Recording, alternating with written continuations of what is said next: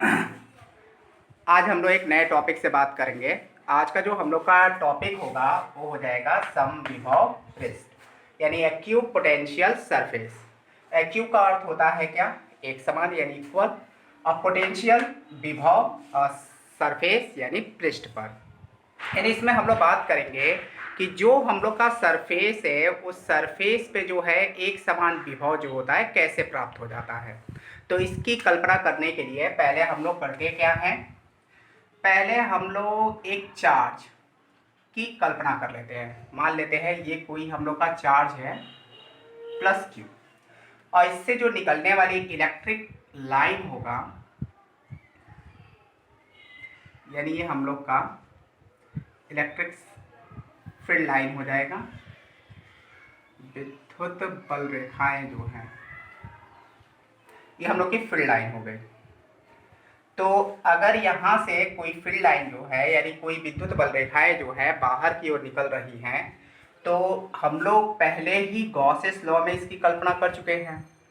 तो हम लोग जानते हैं कि कोई बल रेखाएं जो होती है धन चार्ज से प्रारंभ होती है, यानी स्टार्टिंग पॉइंट जो होता है, स्टार्ट जो होता है पॉजिटिव से और टर्मिनेट जो होता है नेगेटिव पर होता है। तो यहाँ से जब बल रेखाएं निकलनी प्रारंभ होंगी तो हम लोग यहाँ पर कोई एक पृष्ठ की कल्पना कर लेते हैं। क्योंकि कोई एक चार्ज है तो इसका जो पृष्ठ होगा वो हम लोग का गोलीय पृष्ठ हो जाएगा। तो मान के चलते हैं कि ये हम लोग का कोई गोलीय पृष्ठ है। इसका जो डिस्टेंस है वो प्रत्येक हिस्से में अगर हम लोग देखें हर जगह से एक समान ही मान के चल रहा है।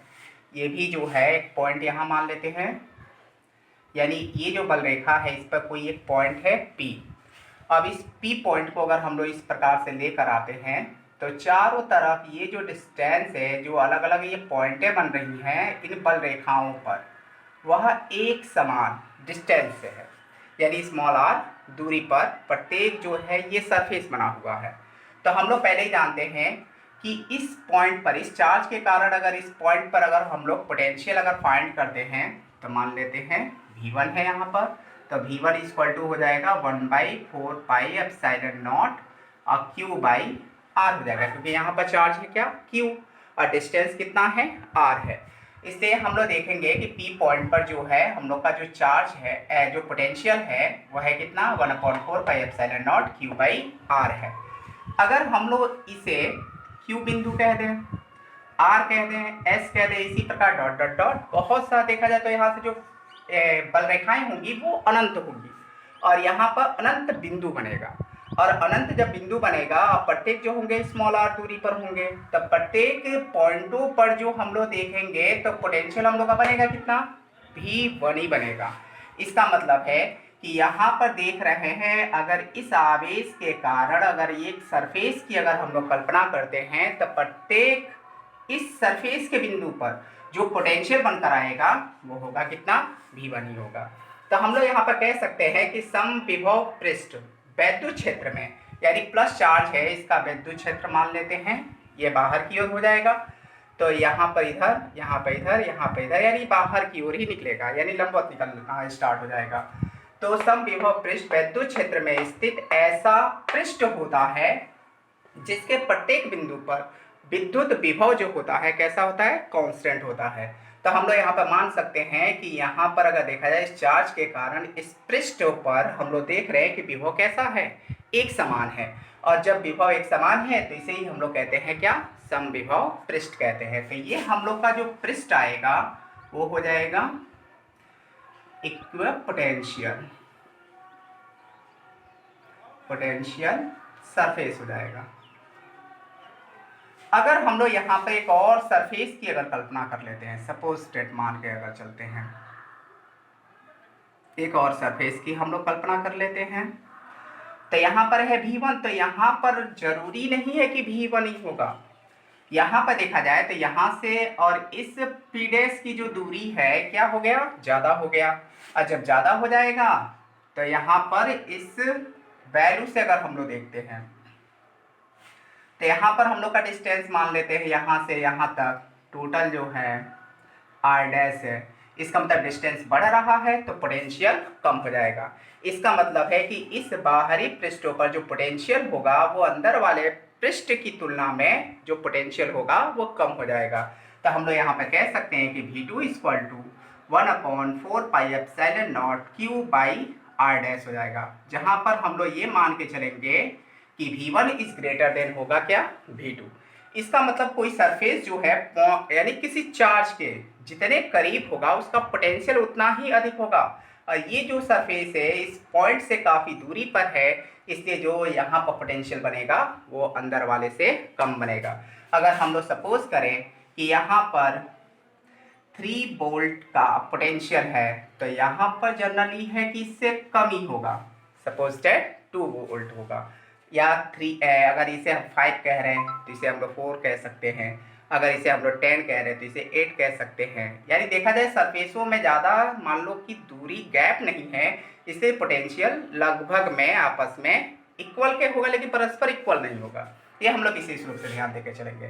तो हम लोग यहाँ पर क्या ध्यान दे रहे हैं कि समविभव पृष्ठ वैद्युत क्षेत्र में स्थित एक ऐसा पृष्ठ होता है जिसके प्रत्येक बिंदु पर, यानी ये प्रत्येक बिंदु पर जो विभव होता है वह कांस्टेंट होता है। अगर हम लोग यहाँ पर 2 चार्ज की अगर कल्पना कर लेते हैं, ये तो एक चार्ज की हम लोग बात किए थे। अगर यहाँ पर अगर हम लोग देखें कि एक चार्ज अगर ये है पॉजिटिव Q1 और एक और या Q मान लेते हैं, और एक ही सेम वैल्यू का एक और चार्ज ले लेते हैं ये, तो दोनों पॉजिटिव है, तो इसमें जो हम लोग का समविभव जो पृष्ठ बनेगा वो हो जाएगा डंबलाकार, यानी इस टाइप का हम लोग का समविभव पृष्ठ बन जाएगा, क्योंकि एक दूसरे को रिपल करेगा। तो इस स्थिति में जो समविभव पृष्ठ बनेगा तो ये हम लोग का हो जाएगा समविभव पृष्ठ हो जाएगा, क्योंकि दोनों चार्जेस सेम हैं। अगर तीसरा चार्ज इसके बीच में अगर आ जाता है, सपोज दैट अगर मान लेते हैं यही अगर आ जाता है, तो इसमें जो सरफेस बनेगा वो हम लोग कुछ इस प्रकार से कह सकते हैं। तो यहाँ पर जो सरफेस बनेगा इसके बीच में भी डंबलाकार होगा, इसके बीच में भी डंबलाकार, इसके बीच में भी डंबलाकार, यानी अगर 3 चार्जेस हो जाते हैं तो उनके बीच में जो हम लोग का समविभव पृष्ठ बनेगा तो कुछ ऐसा बन जाएगा। तो इस प्रकार से हम लोग समविभव पृष्ठ को समझ सकते हैं। अब हम लोग बात करते हैं इसके प्रॉपर्टीज से, यानी इसके जो गुण है समविभव पृष्ठ के गुण आखिर में होते क्या हैं। तो इसके लिए हम लोग बात करेंगे कि समविभव पृष्ठ के गुण है क्या।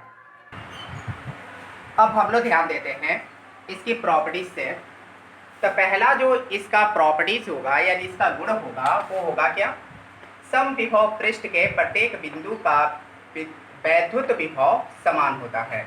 यानी ये जो हम लोग का क्या है समविभव जो पृष्ठ है, तो इसके प्रत्येक बिंदु पर, यानी यहाँ पर लिखा है समविभव पृष्ठ के प्रत्येक बिंदु पर विद्युत विभव समान होगा। यानी ये जो बिंदुएं हैं प्रत्येक बिंदु पर जो इसका पोटेंशियल बनकर आएगा वो प्रत्येक स्थान पर जो इलेक्ट्रिक पोटेंशियल बनेगा वो कैसा होगा, एक समान होगा। क्योंकि हम लोग पहले ही जानते हैं यहाँ से यहाँ तक का डिस्टेंस r है, तो यहाँ से यहाँ तक का यानी ये सब पॉइंटों का जो डिस्टेंस होगा वो r हो जाएगा।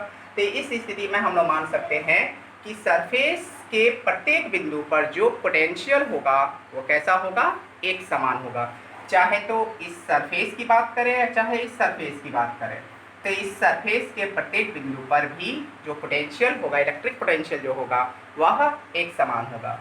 दूसरा जो इसका प्रॉपर्टीज है वो है समविभव पृष्ठ के एक बिंदु से दूसरे बिंदु तक किसी आवेश को गति कराने में किया गया कार्य जो होता है शून्य होता है।